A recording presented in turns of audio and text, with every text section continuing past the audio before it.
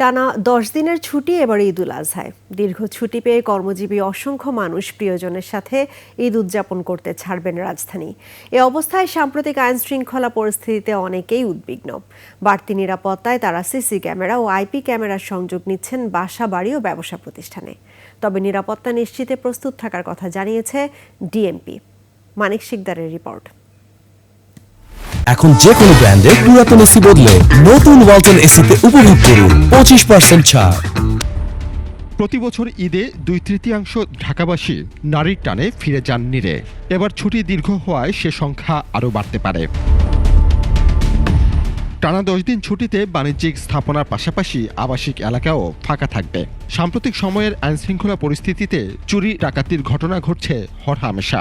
আশঙ্কা বাড়ছে নগরবাসীর। ওই এখানে একটা লোক কিছুদিন আগে কোবাইলছে হোটেলের সামনে আর কি। আর আমরা ডিউটি আমরা করি আর কি। বাসাবাড়ি ও ব্যবসা প্রতিষ্ঠানের মালিকরা বাড়তি নিরাপত্তার ব্যবস্থা গ্রহণ করলেও আইনশৃঙ্খলা বাহিনীর তৎপরতা আশা করছেন। এই টহল বাড়ানো উচিত, তারপর যাদেরকে ধরে ওদেরকে যথাযথ শাস্তিটা দেওয়া উচিত। যদি আমরা টহল পুলিশটা যদি বেশিরভাগ রাত্রেবেলা থাকে তাহলে আমাদের জন্য ভালো হয়। এদিকে ঢাকা ছেড়ে যাওয়ার আগেই অনেকেই নিজেদের বাসাবাড়ি ও ব্যবসা প্রতিষ্ঠানের জন্য সিসি ক্যামেরার সংযোগ নিচ্ছেন। দেশের পরিস্থিতি খারাপ হওয়ার কারণে আরো বেশি চাহিদা বাড়তেছে সিসি ক্যামেরা। এখনকার যে অবস্থা, রাস্তা থেকে নামতে গেলে বাড়িতে ঢুকার আগে এই চাইনিজ কুড়েলে কূপ মারতেছে, ডাকাত এই করতেছে সেই করতেছে, এগুলো তো চোর ধরার দরকার। তারপর ঈদে যে মানুষ বেড়াতে যায়, গেট ভেঙে জিনিস নিয়ে যায়। অনেক জায়গাতে সিসি ক্যামেরা থাকার ফলে কি হয়েছে যে আপনার এই জাতীয় দুর্ঘটনাগুলো এড়াইতে পারছে।